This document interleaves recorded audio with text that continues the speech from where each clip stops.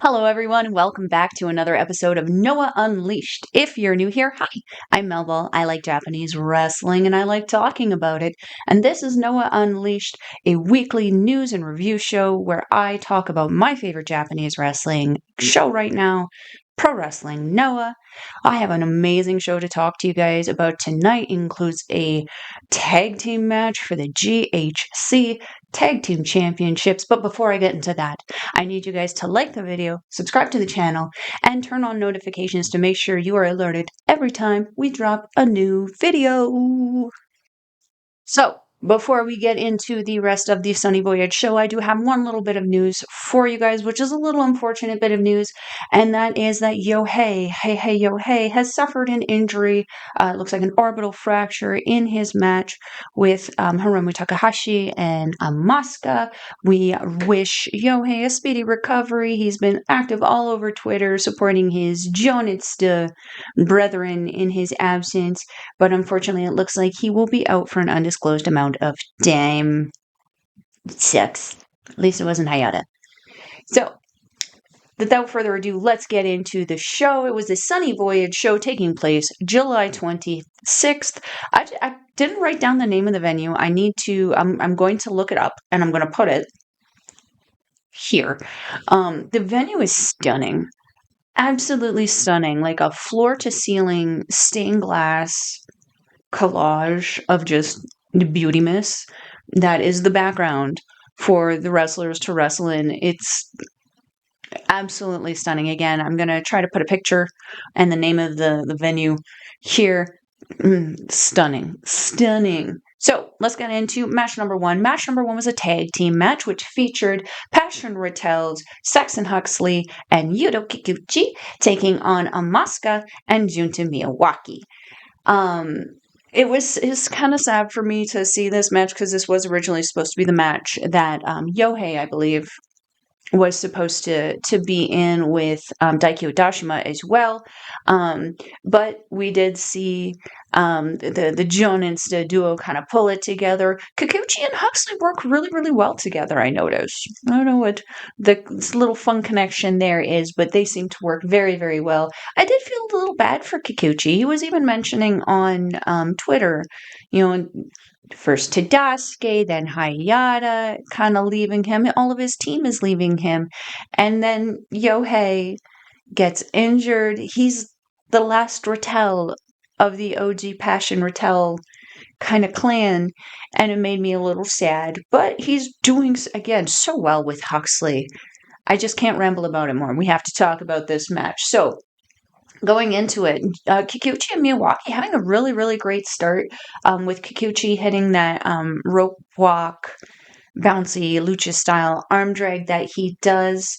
And also, so he did that on Miyawaki, and then he also hit his patented handspring backflip to just taunt him. He does the kick later. Miyawaki taking in AMAKUSA in against Huxley and like having to get the crowd to will AMAKUSA into the ring. AMAKUSA's kind of sitting there like, seriously, bro? Come on now. I feel it. Huxley a big boy and he can sure toss AMAKUSA around, and he did. AMAKUSA trying to dodge, bob and weave, trying the Jack O'Connor attempt in there. But unfortunately, Huxley is just too strong with his passion. He did get his hands on AMAKUSA. Oh, I looked away and lost my notes. Oh yeah, sorry. The one thing that I did really like also in this whole little exchange is AMAKUSA going for a crossbody, like a springboard crossbody off the ropes and just hitting Huxley and falling. I thought it was absolutely adorable. But anyway, Miyawaki does come in to try to help AMAKUSA, but Huxley does hit them both with a flying crossbody. There was the tabletop trip.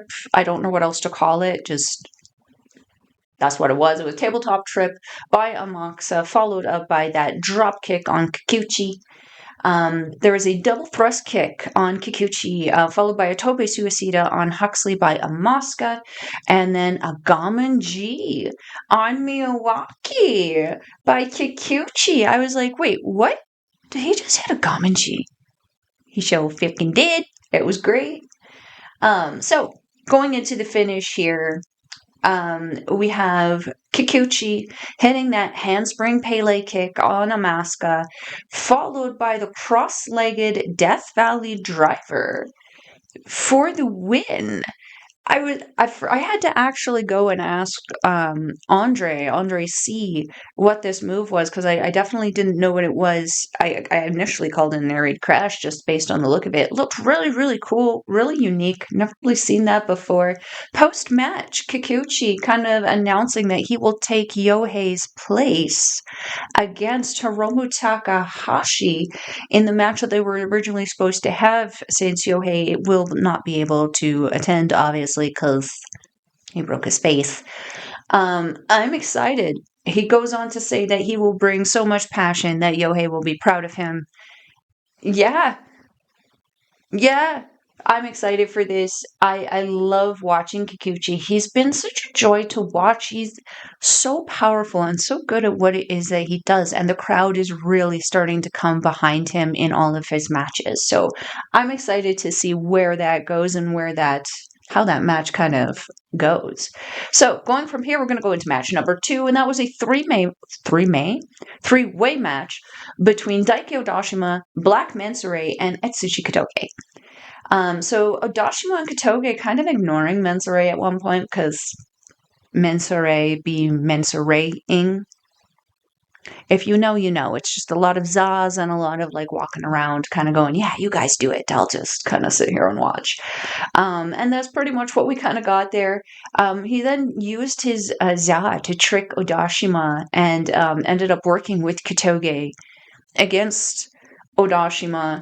But, turnaround is fair play. Odashima able to come back and drop both men, and then do one of those cool little head flip kip ups that I absolutely love watching those. Mensore then shaking the hand and working with Odashima against Kotoge, much to the dismay of Kotoge. This was a fun little kind of like comedy match with a lot of technical wrestling in it. It was very interesting to watch, and really watch Odashima really fighting for his life, trying not to laugh.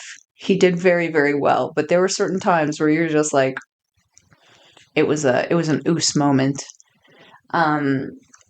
So there was one point where I just kind of like was watching how Mensore was wrestling, and I'm like, he's just trying to avoid getting hit. At this point, I think he just wants to try to like capitalize on everyone else's stuff while not having to be involved as much as possible. Odashima, though, Mensore tries to do the rope walk. Odashima knocking him off of the ropes and then following it up with his gut wrench suplex.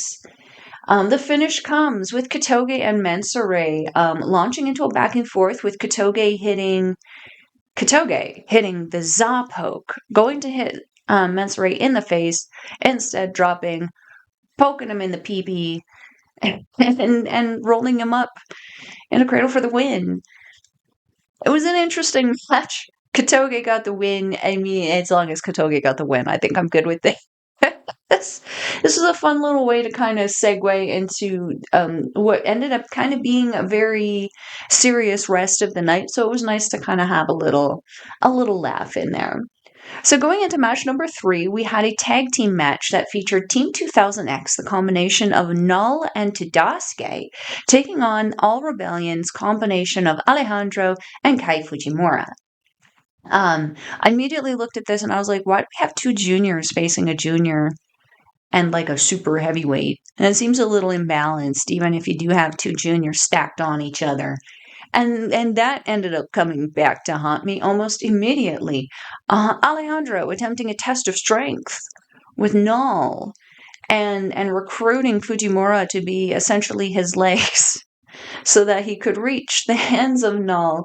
However, Null does need knee Fujimura in, I think it was the gut chest area, dropping Alejandro and removing Fujimura from the match at that point. There was a big body press that Null hits on Alejandro, just eating him right up and down to his face. All Rebellion hitting that tabletop back elbow in the corner on Tadasuke, followed by that double cartwheel drop kick that they do. Or sorry, not drop kick, thrust kick. Tadasuke hitting the double DDT on All Rebellion as they attempt a tag team move on him. The finish here comes with All Rebellion taking down Null, but Fujimura being swatted out of the air, literally with a chop. Just the noise that the chop made. Keeping in mind, this was very early in the morning for me. I want to say this was probably about close to 3 in the morning. The chop woke up my dog. It was so loud. So yeah, swats him out of the air and then follows up with a running pump kick and a choke slam for the win.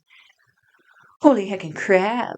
I mean, I did not expect anything less from Null, seeing how his run kind of went at the beginning of the year. It's nice to see him paired with a very aggressive group that I feel fits the personality and the styling a little bit more. I like the character that we're seeing kind of evolving with his addition to Team 2000X. So I'm curious to see how it kind of builds up from here. So from here, we're going to go into match number 4. And this was a 6-man tag team match, again featuring All Rebellion. And this combination was Kaito, Kiyomiya, Galeno, and Harutoki, taking on another combination of Team 2000X. Team 2000X get big. This combination featuring Ozawa, Jack Morris, and Owada-san, along with Yoshitatsu. So, first comment, just goddamn does All Rebellion look like the most amazing, faciest babyface team I've ever seen. I love how they have their signature silver and red kind of coloring, but that each member has their own individual style within the faction while still looking like a faction. I love it. So going into the match here, I desperately need to learn Japanese. I need to know the sass that is coming out of Owada-san's mouth that is making the crowd giggle and laugh, because I want to giggle and laugh as well. There's one point where the team is just messing with Kiyomiya, just tagging in and out, not getting the match kind of going, kind of frustrates Kiyomiya. Morris hitting his signature shoulder tackle and pose on Kiyomiya. Ozawa messing with Galeno, switching the hands while they're trying to kind of lock up and then abandoning the ring, forcing Galeno to kind of chase him around. I lost my... So there we go. When they get back into the ring, though, Galeno does hit a really nice shoulder tackle. Owada-san attacks Kiyomiya on the outside while Morris and Ozawa attack Harutoki on the inside. At that point, Owada-san and Harutoki were the legal guys. So it was kind of like some Team 2000X shenanigans, some chaos. It's kind of what I live for with these guys, though. Ozawa, laying in the kicks on Kiyomiya. Oh my goodness, in the corner, so crazy. And then getting a dragon screw leg whip from Kiyomiya for his problems. Huge missile dropkick from Morris. Kiyomiya serving uppercuts to Owada-san, but the team does come in to help with Ozawa hitting that kind of buckle dropkick in the corner, followed by Morris hitting a Falcon Arrow. There was just one point where Owada-san is like rolling up Kiyomiya and like grabbing at the pants to the point where Kiyomiya's bum almost coming out of the pants, and the girls were screaming, and it was really funny to me, actually. However, the finish comes with Kiyomiya hitting Owada-san with his diving flashing elbow for the win. Ozawa later claiming that it was Kiyomiya's bum that distracted Owada-san that caused the loss. It's fair. It's fair. Fair excuse, anyway.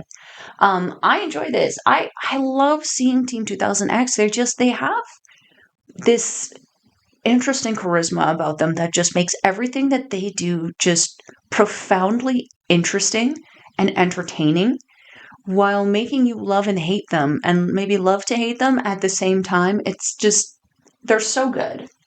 So moving on from here, we're going to go to match number 5. This was a singles match between Ulka Sasaki and HAYATA. And it broke my heart a little bit. I love seeing HAYATA in singles matches. But knowing that he's on his own and this was kind of like his first kind of match on his own, but also the first kind of match for Sasaki on his own after Kenta kind of seemingly broke up the Garlic Boys. Both these men are lone wolves in this company right now. And it's interesting to see how they kind of struggled to survive in this one. So let's get into it. Sasaki grounding Hayata a lot with submissions in this one, which usually isn't something you like to that you normally see from Hayata. Hayata does like to keep a certain pace and keep his opponent grounded, whereas himself standing. So him being knocked down quite a bit must have been a little frustrating for him. So Sasaki getting a cravat lock at one point and not letting it go. Hayata doing his absolute best and going up, going down, escaping the hands, hitting the hands. Sasaki just kept locking it back on and refusing to let it go. This was very much a struggle for Hayata throughout this whole match. Sasaki really targeting that left arm of Hayata, also keeping the pace very, very slow and really, really just sinking those submissions in deep. There's I don't really know how to call submissions. I spent a lot of time trying to look up things that were happening in this match. I ended up giving up and just being like, this looks great! Because gosh dang, Sasaki is just a Rolodex of just submissions, very similar to Zack Sabre Jr. So anyway, getting back into this match, Hayata able to get his second rope moonsault. There's one point Sasaki getting the armbar on Hayata, but Hayata did roll through and try to attempt a pin on there. We did see Hayata also get his double stomp, his atomic drop. It just wasn't enough for Sasaki, because the finish comes with Hayata going for a pin, but Sasaki catching Hayata and rolling him into that armbar, and Hayata taps pretty quickly. I think this was like the third or fourth time he was put in that armbar in the match. The arm just broken down too much. And post-match, we see Sasaki and Hayata shaking hands, which again is not something that we typically see with either man. So the mutual respect was really nice to see. I'm kind of like in the back of my mind, because I like both of these guys, I'm like, y'all need some protection. Team 2000X always lurking and waiting to pounce. I'm thinking, there's safety in numbers, even if you guys are kind of lone wolves, but I guess we'll have to wait and see where that one kind of goes from here.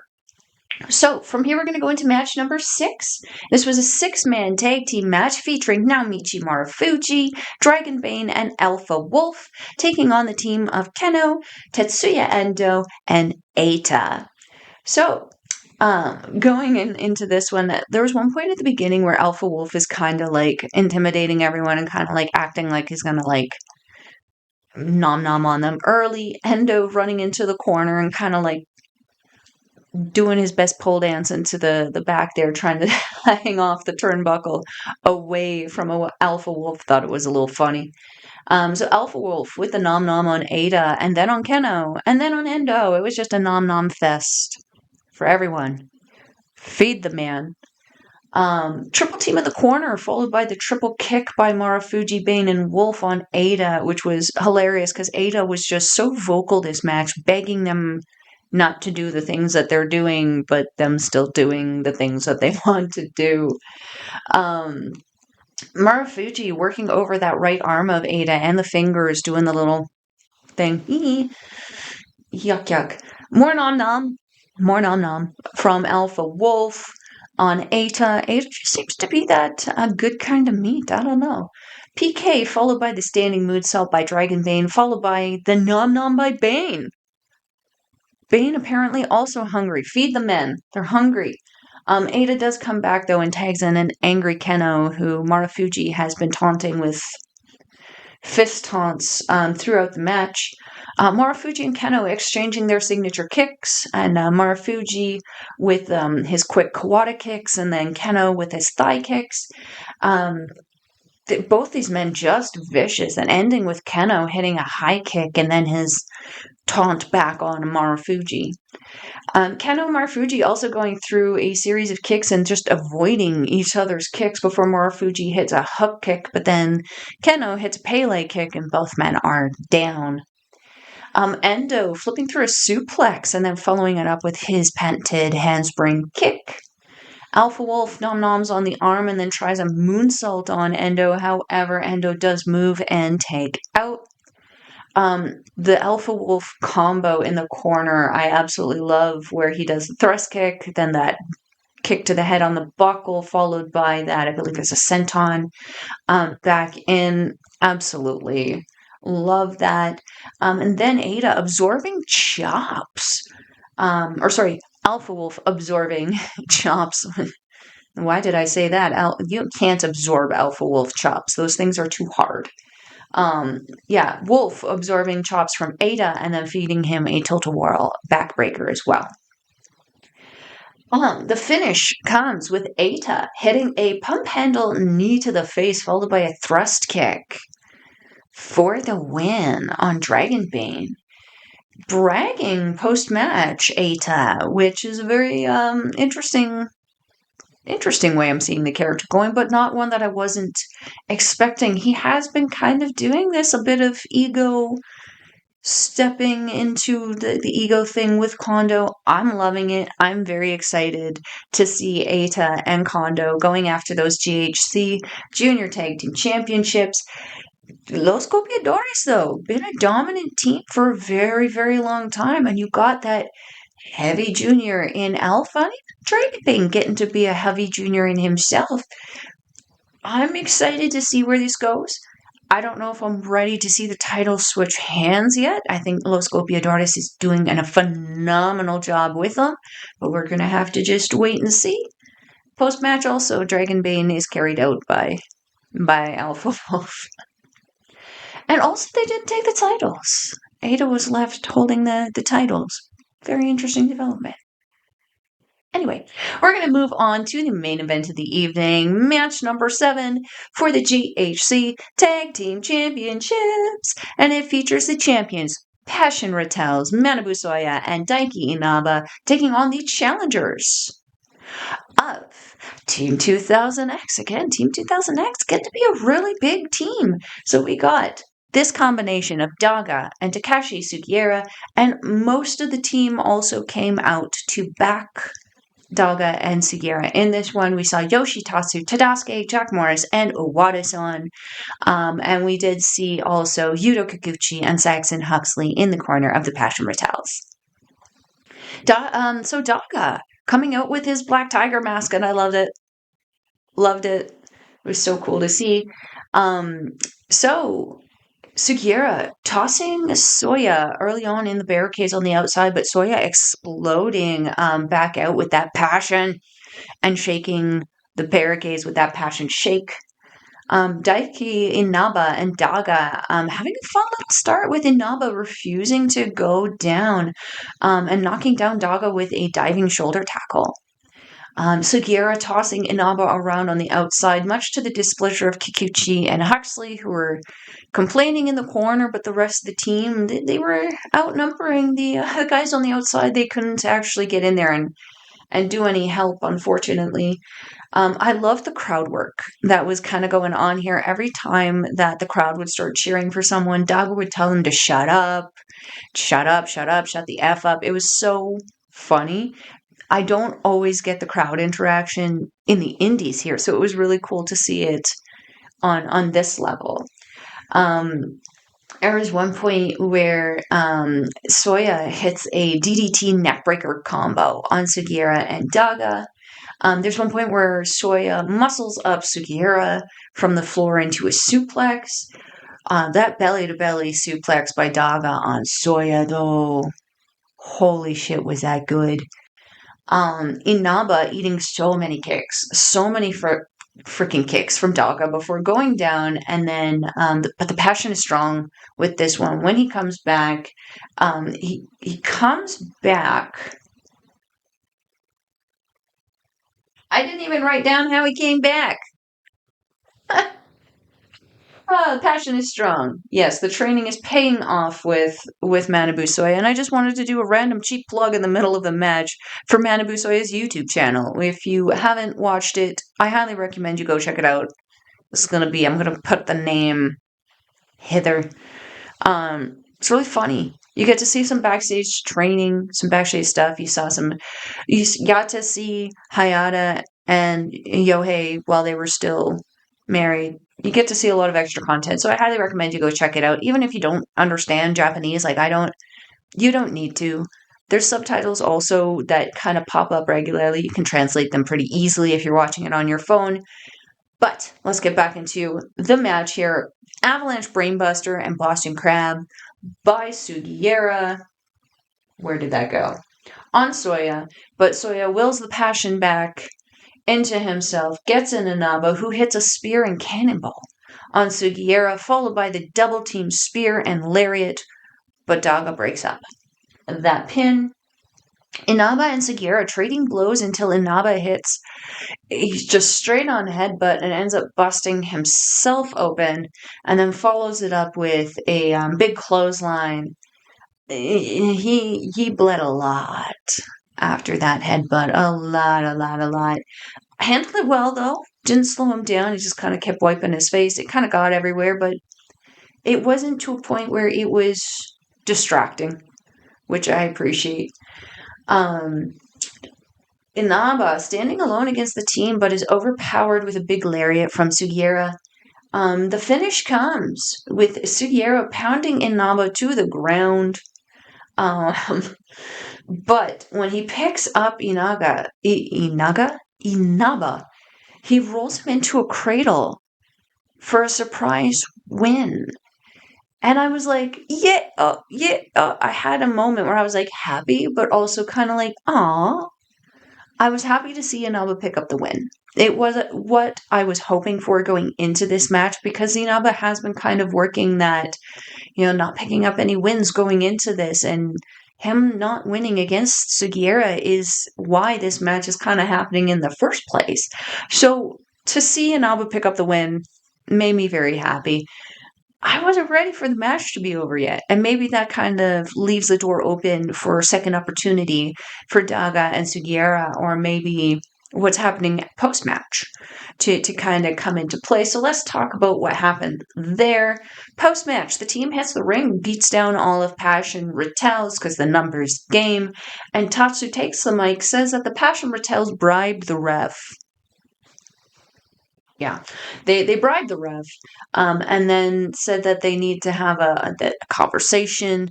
This isn't over. They need to talk to the chairman. The chairman. Now, my dum-dum head at nearly 4 a.m. went, hey. Actually, it was closer to 4:30. Chairman, Sean Spears. Ooh, I don't think we're ready for another WWE crossover yet, though. I don't think that we're gonna quite see that yet. So, Chairman, who do you guys think that could be? Are we adding a new member? Is it a person already existing in the Noah locker room? Is it someone coming out from the outside? I'm curious. Another member so soon, too. Very, very interesting kind of turn of events here. After that, Soya takes the mic and says he doesn't care. He's the champion. Inaba's the champion. They'll take on any and all challenges. Bring on the chairman. Bring on whoever. Jonitsa. And I'm here for it. I love it. What a great way to end the Sunny Voyage show. That brings us to the end of this show. What did you guys think? Did you guys have an opportunity to check out the Sunny Voyage show? Check out the tag team match? Did you expect the results that we got? Did you expect Team 2000X to maybe pick up the win? Who do you think the chairman is? I have thoughts. I had thoughts that Null was the person coming in as X. But I kind of also thought that a couple other people too. So maybe I should kind of expect my first unexpected, a chairman. I think people of power and also someone with a chair. But Tadasuke already has a chair. He's already in Team 2000X, and he was already there. I'll have to make a post on my socials to see who I think the top 3 potential people could be going into Pro Wrestling Noah as the chairman. So, that brings us again to the end of the episode, guys. Hope you enjoyed it. Hope you have been able to check out Pro Wrestling Noah. If you haven't, I will leave a link to Wrestle Universe in the description box below. It is 1,298 yen, or 13-ish Canadian, to check it out. It's an incredible price to watch some amazing professional wrestling, because not only do you get access to Pro Wrestling Noah, you also get access to Marigold. You get access to Marvelous. You get access to Tokyo Joshi Pro, DDT, and so much more. So make sure you go check it out. Again, it's more than one company for 13 Canadian. That's a hell of a price. If you're also interested in viewing some more of Noah's content, I will also leave the link to their YouTube down below. Even if you don't speak Japanese, you can still kind of get the gist of what is going on, and you get some extra laughs like watching Kaito Kiyomiya eat spicy noodles. Trust me, it's very much worth the laugh. Make sure you also like the video, subscribe to OLE, and turn on notifications so you can be alerted every time we drop a new video, as well as follow us on all of our social medias there. And if you're looking for a daily dose of Melball, you can follow me on the X thing at Collins Melball. You can follow me on everything else, Facebook, Instagram, TikTok, Mastodon, and Blue Sky at Melball Collins. That brings us to the end of the show, you guys. That all being said, I am your Melball. Matane! Mwah!